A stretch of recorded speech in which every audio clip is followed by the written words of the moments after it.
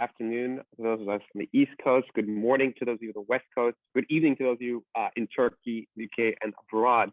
For those of you who don't know me, my name is Ethan Marcus. I'm the managing director here at the Sephardic Jewish Brotherhood of America, the national umbrella organization for the Ladino-speaking Sephardic communities of Greece, Turkey, and the former Ottoman Empire in the United States. So glad to have you for part 2 of this wonderful 3-part series on Turkey's synagogues and the politics of preservation. Just as a reminder, this is through our wonderful Sephardic Digital Academy, an online database of classes on Torah, Halakha, Ladino language and culture, Sephardic history, Sephardic identity, and so much more. If you're interested in learning about our other classes, potentially sponsoring a class in the future, please check out our website at sephardicbrotherhood.com. Now, we're really excited to have Keenan here again today for part 2, and he himself is a graduate student at the University of Oxford and has written numerous outlets about Sephardic and Jewish Turkish politics and identity and preservation. He himself also has written in Shalom, which is the Turkish National Jewish Community newspaper, as well in Haaretz, Israel, and also in El Amanecer in Ladino, the monthly, Ladino language newspaper out of Turkey, the only one globally. So without further ado, I'm going to hand over the floor and we'll begin the program. Yes, hello everybody. Let me just quickly share screen.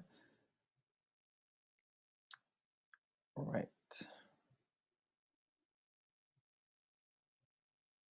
Okay, hello everybody. Bienvenidos, bienvenidas, hoş geldiniz. I hope you're all doing well today. Yesterday I received my first dose of the Pfizer vaccine, so I'm feeling a little sore, but other than that, all is good. As I mentioned in last week's introductory lecture, today I'm going to be talking about the recent state and non-state-led synagogue restoration projects in Turkey. I'll be looking at a bunch of case studies from the past 10 years, from both Eastern and Western Turkey, before moving on to a critical scrutiny and analysis of these rehabilitation projects and the politics at play behind them, while looking at concepts such as tolerance and cosmopolitan nostalgia. But before getting started, I wanted to address a question that was posed to me in last week's lecture about Ashkenazi cultural heritage in Turkey, outside of Galata and outside of Istanbul.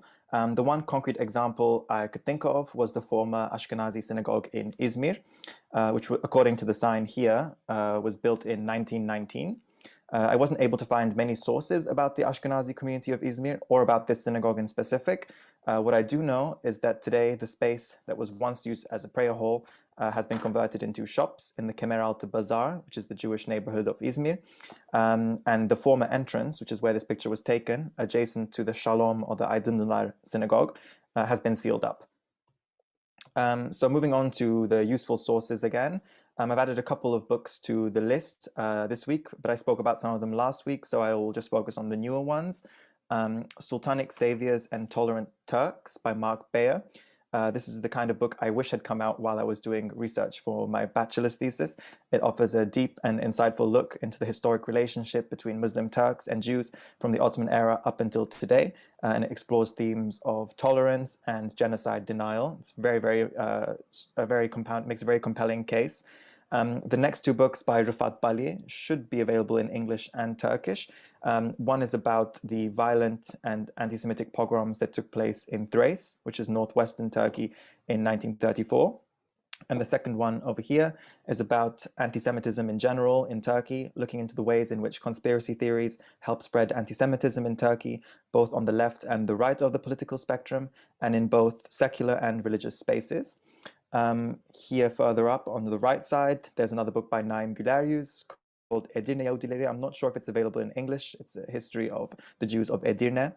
Down here, finally, we have Uses of Heritage by Laura Jane Smith, which is a great introduction to the politics of heritage and in the ways in which cultural heritage is used around the world.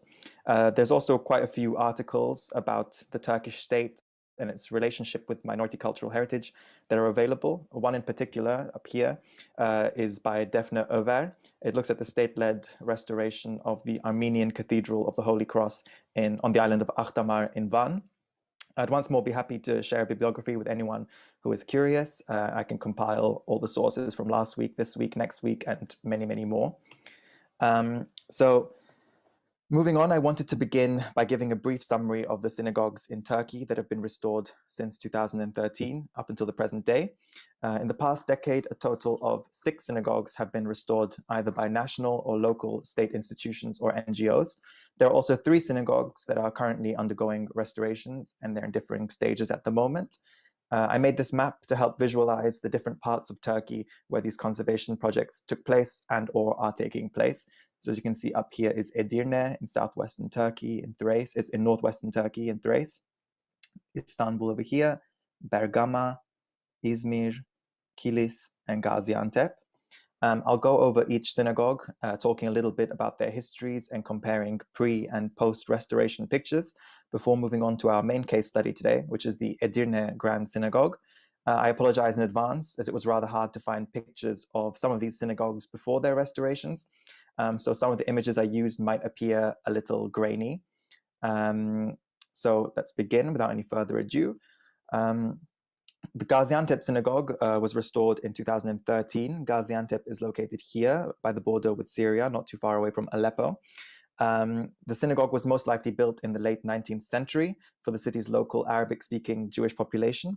It was used actively until 1979, after which it gradually became dilapidated after decades of disuse. Here's a picture, albeit grainy, of the Gaziantep synagogue in the early 2000s, I believe. As you can see, its ceiling had collapsed and it was just nothing more than a ruin. Here's a picture of the synagogue after its restoration. And here's a picture of the interior. As you can see, the Torah Ark is actually a little room, and it's located on the south side of the building, seeing as it's a Mizrahi synagogue, and that's the traditional Mizrahi architectural style in southeastern Turkey. And the Bima or the Teva is also located in the middle. In 2019, a few years after its restoration, about 200 members of Istanbul's Jewish community, some of whom trace their ancestry back to Gaziantep, and a delegation of Antepli Jews from Israel celebrated Hanukkah in this synagogue for the first time in several decades. So next we have the Bergama Synagogue, located in the province of Izmir. The synagogue was restored in 2014, and it was built by the local Jewish community in 1875. As you can see here on the left, that's what the synagogue looked like before its restoration. You can see that once more, the ceiling had collapsed, the entrance as well. Next picture looks like a pretty good restoration. It was actively used by the community until the 1950s, after which it was used for a number of non-religious purposes. And in the year 2014, it was restored and reopened in a large ceremony attended by many official and non-official dignitaries. Here you can see a picture of what the interior used to look like before the restoration. As you can see, the Teva was also on the brink of collapse. And on the right, you can see that it looks very nice and tidy, perhaps a little too tidy. I've read quite some critiques from art historians and architects. Next, again in Izmir, in the province of Izmir, this time also in the city of Izmir, is the Beit Hillel synagogue. This little synagogue is located in the Kemer Altı Bazaar, alongside 8 other synagogues in the old Juderia or Jewish neighborhood of Izmir. It was once on the verge of total collapse following a fire in 2006. In the following years, the local municipality funded its restoration and converted it into a house museum dedicated to the Rabbi Chaim Palachi, who served in the synagogue, as did his son Avram Palachi. It was reopened in this capacity in 2014. On the left, you can see a picture of the synagogue before its restoration, but after the fire. And on the right, you can see what it looks like today as a museum. And here's a picture of the interior, again, after the fire, and on the right, nowadays as a museum. I visited this museum a few years ago, I think in the summer of 2019, and I can't move on without giving a shout out to the caretaker, who is an incredibly friendly and knowledgeable man. Next, we have the Edirne Grand Synagogue, restored and reopened in 2015. I'm going to go much deeper into the history and restoration of the synagogue later on in the presentation, but for now, I'll mention that it was built in 1907, and as you can clearly see, it is a synagogue that definitely embodies the architectural elements of the post-Tanzimat Ottoman Empire, as we discussed last week, with its impressive facade and its large dome, which you can't see in this picture at the moment. The synagogue fell into disuse in the 1980s and became very dilapidated soon after. but it was restored by the Directorate General of Foundations and reopened in 2015. On the left, you can see that all that remained standing was essentially the front facade, a bit of the back wall, and the windows had all been shattered. Here's another picture of the interior. This was the back wall that was still standing. You can see the Torah ark here, the Echal, also in terrible condition. And on the right, you can see a picture taken by me of the synagogue following its restoration. As you can see, it had a meticulous restoration. It looks absolutely beautiful. Next is the Portuguese synagogue, once more in Izmir. You'll find that a lot of Jewish heritage in Turkey is in Izmir. As indicated by its name, this 16th century synagogue was established by Sephardic Jews who came to Izmir from Portugal. It is particularly known for being one of the synagogues in which Sabbatai Sevi or Shabtai Tzvi, depending on what you call him, was thought to have preached his messianic messages in the 1600s. The synagogue was largely destroyed following a fire in the 1970s, but was eventually restored by an NGO of young Aegean business people. Today it is used as a cultural center by this NGO called Egiad, Ege Genç İş Adamları Derneği. Here on the left, you can see a picture of the synagogue before its restoration. Apparently the inside was in even worse condition. On the right, you can see the synagogue nowadays. It's open for visitors. And here you can see the interior following the fire. And on the right, you can see what it looks like today. And next we have the Kilis synagogue. Many people don't know that there was once a Jewish community in Kilis, and it's rather interesting that the Turkish government decided to restore the synagogue here. Unlike the synagogues of Western Turkey, the Kilis synagogue was established for the local Arabic-speaking community of Mizrahi Jews. This community had close trading links with the neighboring communities in Antakya, which is here, also known as Hatay, Gaziantep, which is the neighboring province up here, as well as Aleppo, which is across the border in Syria. And as you can imagine, when this section of the Syrian border was established by the Treaty of Lausanne in 1923, the sister communities on either side of the border were suddenly cut off from each other after centuries of religious and cultural ties. The rest of the Turkish-Syrian border down here in Antakya was only established in 1939 when Antakya joined the Turkish Republic. And as I mentioned, here are some pictures. On the left, you can see the Kilis synagogue before its restoration. It does indeed look quite different from the synagogues of Western Turkey. And on the right, you can see the synagogue in 2019 following its restoration. And as I mentioned last week again, and earlier today, Mizrahi synagogues in Turkey are architecturally distinct as their Torah arcs are located on the south side of the structure. So this wall here, and again here in the restored version, is the south side of the building.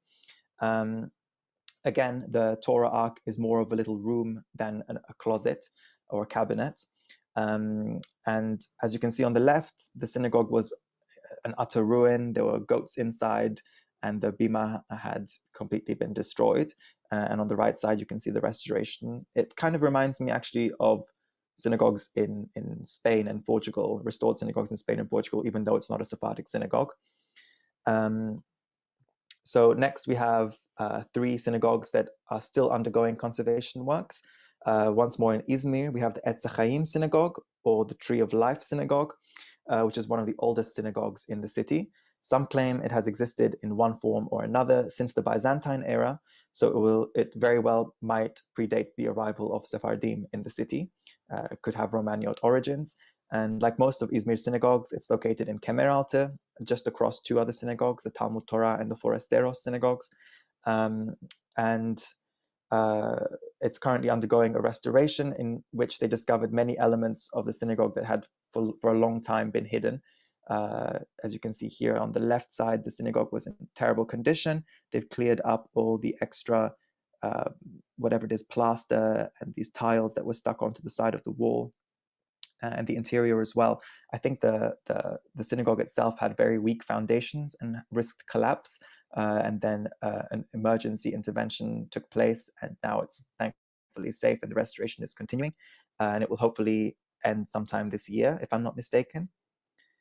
Next, we have the Kastoria synagogue, another synagogue that has an ongoing restoration in Istanbul, in the neighborhood of Balat. All that is left of the synagogue today is the gate to the courtyard, as pictured here. The synagogue itself, which was originally founded by Jews from the Greek town of Castoria, was made out of wood and was later razed to the ground in the early 90s to make way for a car park. The current conservation works are taking place within the courtyard and have so far mainly focused on excavation works. The foundations of the synagogue and the midrash have been identified, and the two will probably be rebuilt in the years to come. As you can see here, you can see the entire area. Here is the gate, and on the left and the right side, you can see the synagogue and the Beit Midrash. I'm not sure which one's which, but hopefully we will know soon, and hopefully in the next few years it will be restored or rebuilt, I should say. And then finally, we have the Esker Synagogue, once more in Istanbul, but this time on the other side of the Golden Horn in Haskoy, another one of Istanbul's Juderias. Though it is unclear when this synagogue was first constructed, it was abandoned in the 1940s. Later on, it was converted into a shisha or hookah bar, and the fact that the building was originally a synagogue was effaced and obscured. When I visited the site in 2019, I was shocked to see that there wasn't even a simple sign or anything that mentioned that the building was once a synagogue. Naturally, the fact that the building was being used as a shisha bar drew much criticism from different segments of society. And as a result, the new mayor of Beyoğlu, Haydar Ali Yildiz, announced quite recently that the shisha bar would be shut down, and it was indeed shut down and forced to vacate the premises. And he announced that the building would be converted into a library that would respect and highlight its Jewish history and heritage. Here is the interior of the Esker Synagogue following the eviction of the Shisha Cafe. And on the right here, you can see a render of what the synagogue is going to look like once it reopens as a cultural center / library. And that's all for now, but here is a little table that summarizes the synagogues that I just went through, the years in which they were reopened here in the second column, and the body or institution that was in charge of the restoration here in the third column, and finally down here, its present day function. So as you can see, some of them have mixed functions, some of them are museums, some are cultural centers. The Esker Synagogue, as I just mentioned, is set to be a library.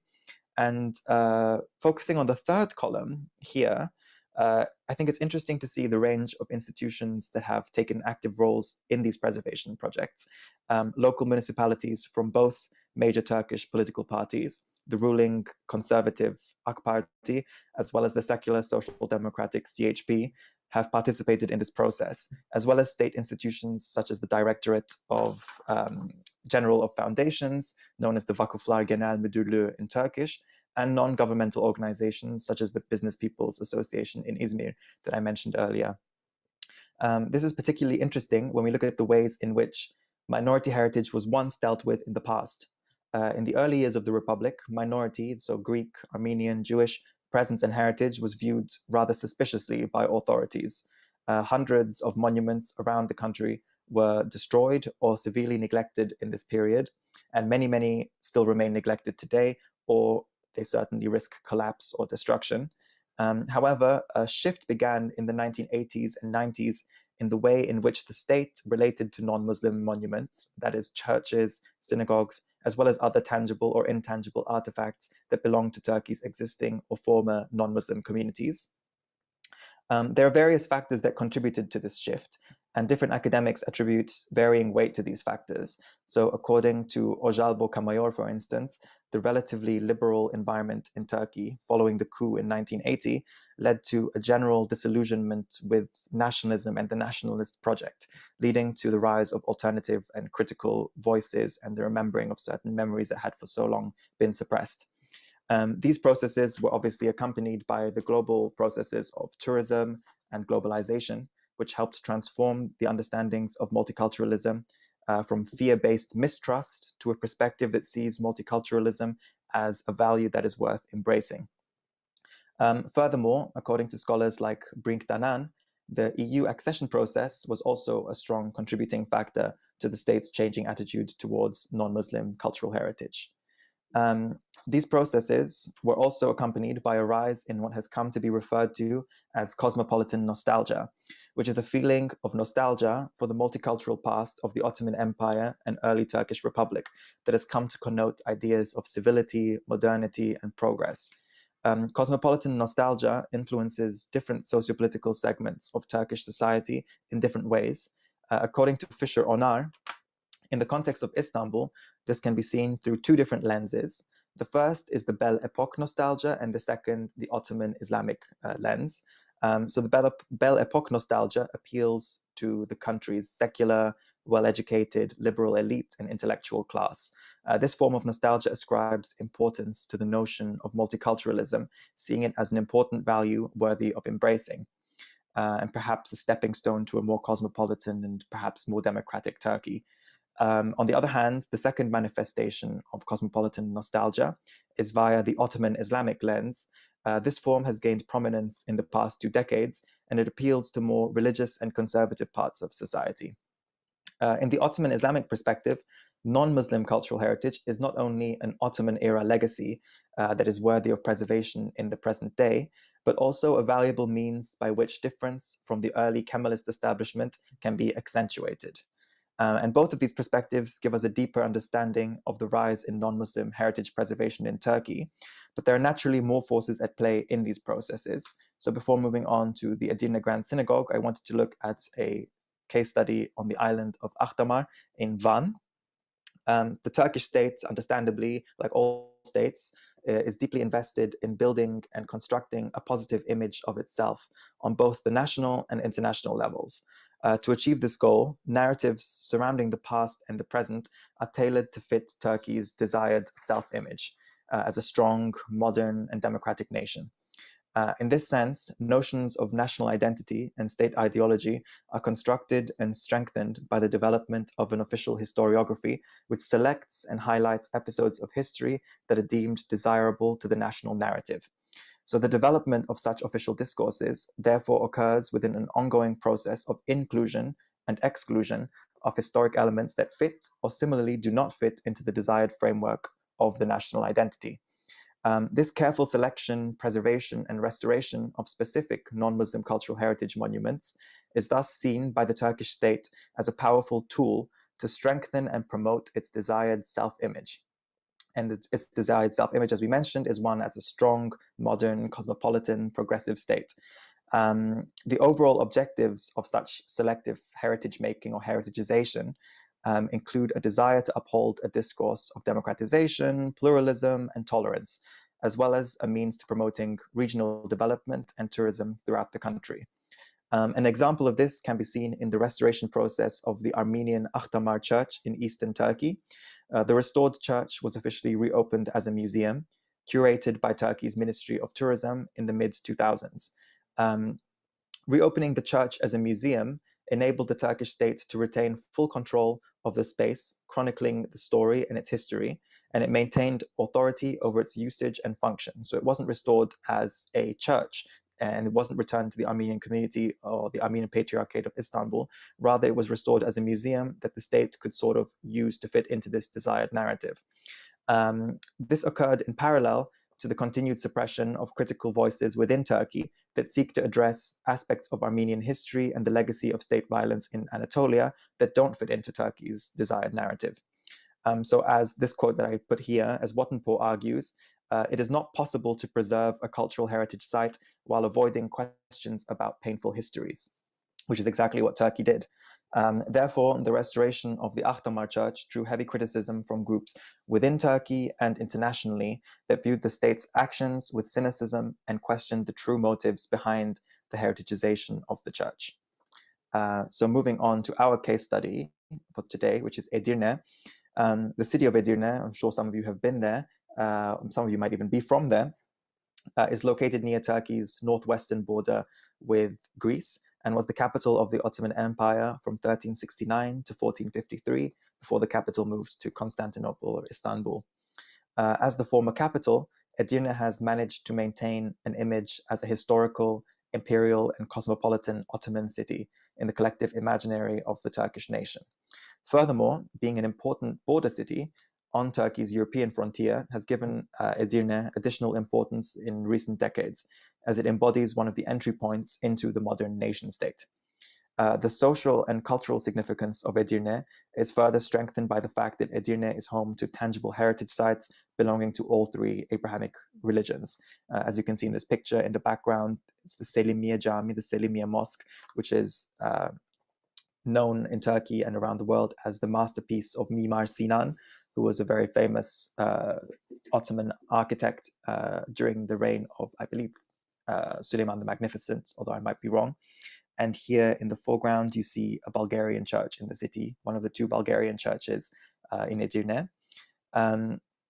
In the early 2000s, as Turkey's EU accession negotiations were accelerating, European institutions made large contributions to the preservation and rehabilitation projects in Edirne. So the processes of heritagization in Edirne incorporated the cooperation of Turkish stakeholders who highlighted the historic and cultural importance of Edirne as a cosmopolitan Ottoman city, with the support of European institutions that sought to strengthen Edirne's position as a model Turkish European city with a multicultural past. This coordinated collaborative effort resulted in the restoration of many Ottoman-era heritage sites in and around the city of Edirne. Edirne was also home to a large Jewish population throughout most of its Ottoman history, adding to its reputation as a city with a rich and diverse multicultural background.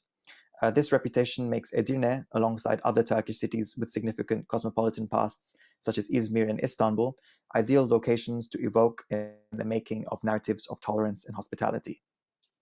Another interesting fact about Edirne is that the song, the liturgic song in Hebrew, Lecha Dodi, which is sung during Kabbalat Shabbat, was written most likely in Edirne by Rabbi Shlomo Halevi Alkabetz in the 16th century on his way. He lived in Edirne and wrote several books in Edirne on his way from Salonika, where he was born, to Tzfat, where he eventually died.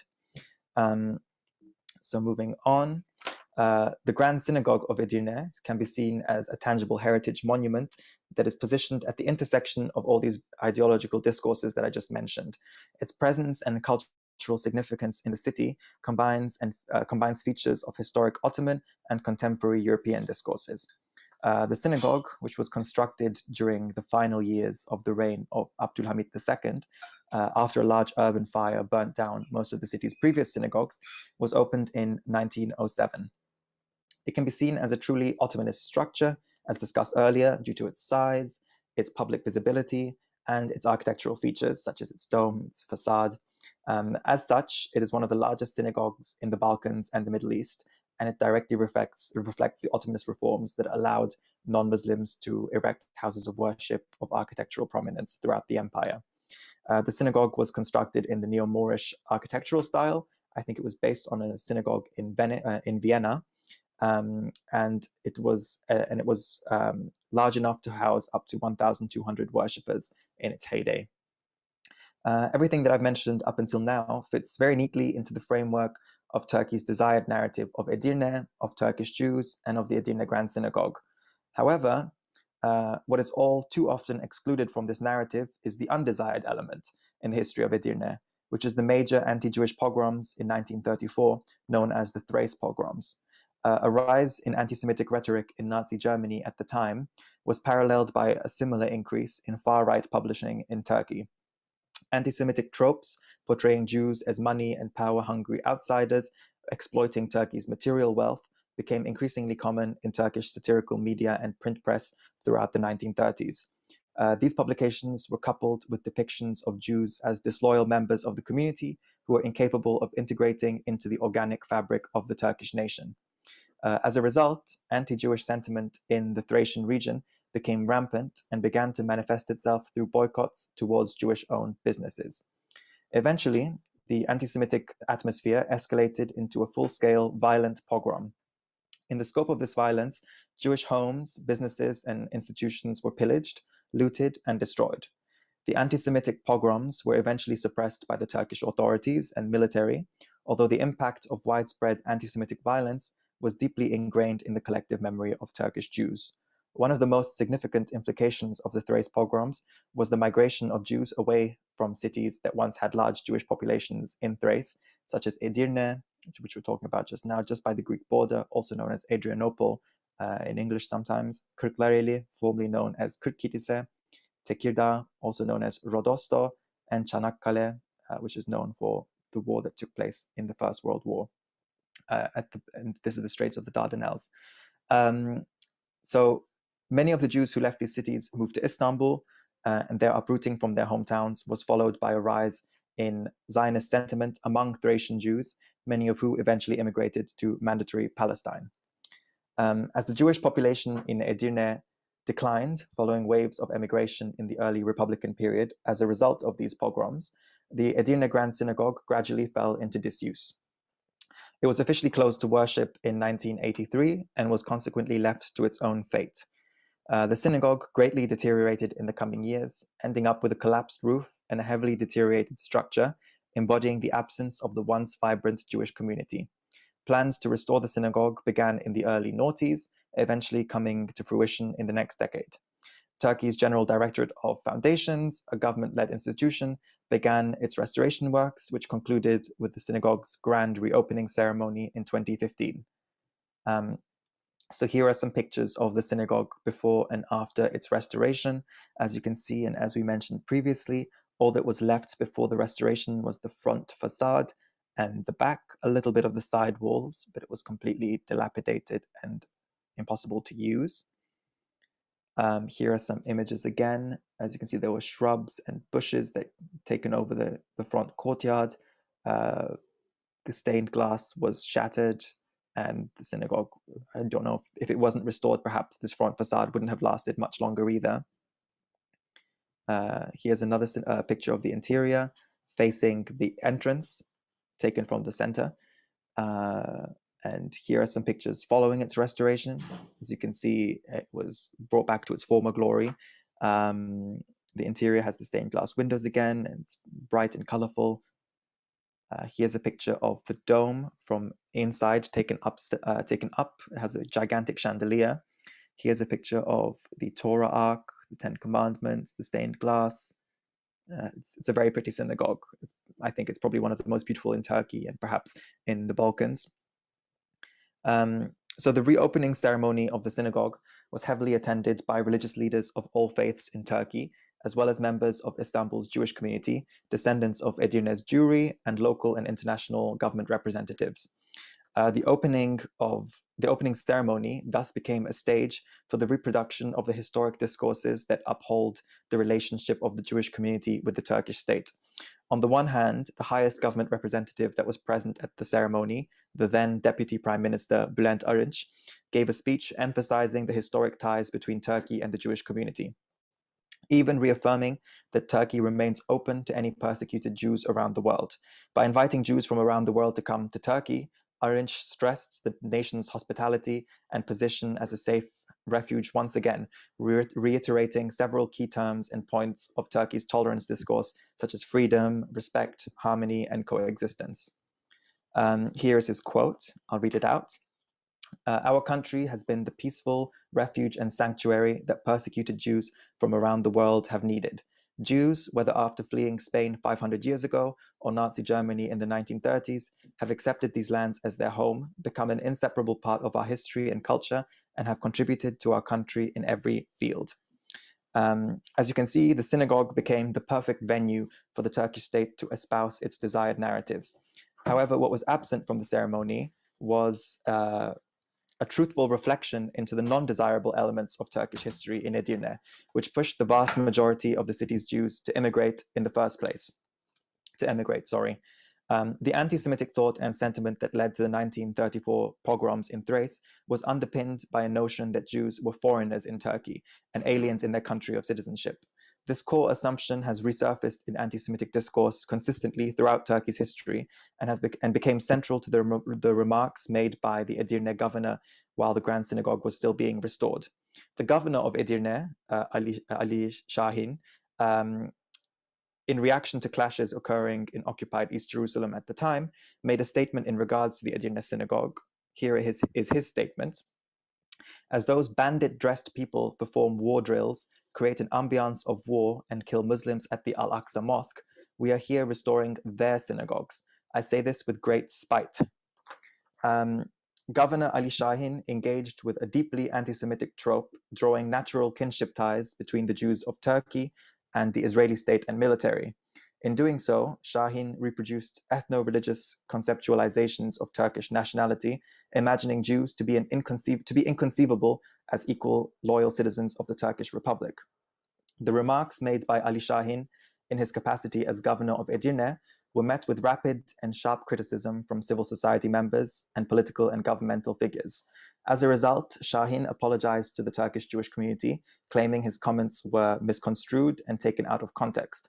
Later on, the mayor of Edirne, Recep Gürkan, supported Şahin's apologies, brushing off the initial comments that he had made as driven by emotion. Mayor Gürkan then went on to claim that it would be impossible, simply impossible, for the descendants of the Ottomans who received exiled Sephardic Jews with open arms to reject Jews or to wish harm upon any synagogue. Thus, the controversy surrounding the synagogue that began with Şahin's anti-Semitic comments was seemingly wrapped up and concluded, brushed aside by the repetition of customary language and by repeating the claim of tolerance. Şahin's actions had no consequences beyond his apology. No one is surprised, as he continued to serve as the governor of Edirne following the controversy. So what does this case study tell us about the politics of minority heritage preservation in Turkey? Just as the case study with the Armenian Cathedral of the Holy Cross in Ahtamar showed us, the Grand Synagogue of Edirne shows that conservation and restoration in and of itself is a positive step. However, it remains insufficient in that this heritage is then instrumentalized and commodified by the state or other actors in a political way as monuments that underpin a desired narrative of tolerance, pluralism, and democracy. The restoration of the Edirne Grand Synagogue did not come hand in hand, unfortunately, with a critical national self-reflection on the history and the legacy of the 1934 Thrace pogroms. Instead, the entire restoration process and the subsequent reopening ceremony took place within the desired framework of the state. The lack of a critical analysis of anti-Semitism in Turkey's past thus allowed the same form of anti-Semitism that fueled the Thrace pogroms to surface again 81 years later in the remarks of the Edirne governor. My argument is that the restoration of minority heritage in Turkey should be seen as important, inherently. However, it is equally as important to question who is restoring what and to what ends. Restoration and conservation is one side of the coin. However, for these projects to be truly meaningful, they must develop in tandem to a deeper confrontation with unpleasant elements of Turkish history, recognizing historical injustices and discriminatory practices in the present day. This would involve, for instance, coming to terms with unfavorable elements of history, such as past language, settlement, and taxation policies, such as the wealth tax in the 40s, I believe, settlement restrictions in 1934 that barred non-Muslims from living in certain parts of the country, language restrictions such as the Vatandaş Türkçe Konuş campaign, Citizens Speak Turkish, in which minorities were discouraged from speaking their native languages and were encouraged to assimilate into the Turkish language, as well as anti-minority violence that led to the mass migration of minorities from Turkey. And that is all for today. Thank you very much for listening. I'll be very happy to answer any questions that you may have if we still have some time. Thank you so much, Kenan. We have a few questions in the chat already. If you do have any additional questions you haven't asked yet, please enter in the chat and we'll try to get to as many as we can. So first question here, which were the non-Ashkenazic synagogues in Izmir besides the Portuguese synagogues? And were there any built specifically by Sephardic Spanish Jews? That's a great question. I can give you a full list. There's 12 synagogues in Izmir today that are still somewhat active or under restoration. Next week, I'm going to be talking about the Juderia of Izmir and the Juderias of Istanbul. So I would suggest that you attend next week. But I could also send a list if you're curious and don't have the time next week. But I'll be talking about the synagogues of Izmir next week for sure. What do you see as the future of Jewish preservation in Turkey today and going forward? I think the current trend of conservation will continue. Of course, there's a finite amount of synagogues that can be restored, but that doesn't mean that there aren't several that are still in dire condition. There's some in Diyarbakir, there's some in Mardin, there's a few more in the Izmir province. There are some projects underway for some of them, but most of them remain at risk of destruction and collapse. So I'm hoping as well in Istanbul, there's at least 5 or 6 synagogues in Istanbul that are also awaiting conservation projects. So I would expect the current trend to continue, and within the next 10 years for us to see more of these synagogues restored. But yeah, I guess that's my answer. Could you also comment a little bit on, from a question here, the work that's been done, if any, to preserve other Jewish sites, like such as cemeteries and historic buildings like schools? Yeah, that's a good question. I don't know much about most school buildings were not visibly Jewish, and if they were, for instance, there's a school in Haskoy that was once a school that belonged to the Alliance Israélite Universelle. I believe the Hebrew plaque that was at the entrance of the school was removed, and the school was converted into another school or another building. So school buildings are less visibly Jewish and can easily serve other functions.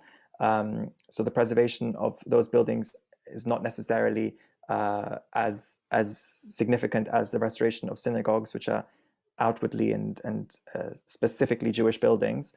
In terms of cemeteries, I know that several abandoned cemeteries in Thrace and perhaps other parts of Turkey have recently been put under a new level of protection with walls, perhaps security gates built around them. The synagogues in Istanbul and Izmir are in very good condition, and the cemeteries, sorry. And other than that, I'm trying to think of other Jewish heritage that there might be. But what comes to mind is mostly the synagogues. Can you comment on which synagogues are currently active today in Izmir? In Izmir, so in the old quarter in Kemeraltı district, there are perhaps 4 or 5 synagogues that are active, but I believe the community meets in a different one each week to keep each one active. There's the Bikur Cholim, there's the Portuguese, there's not the Portuguese synagogue, sorry, there's the Bikur Cholim, the Shalom synagogue, the Al Ghazi synagogue, the Signora synagogue, and then in the more modern part of the town, in Al Sanjak, there's the Shara Shamaim synagogue, and in Karataş, the second area of Izmir, there's a synagogue called the Beit Israel, which is used for big ceremonies and is probably still used on an active basis.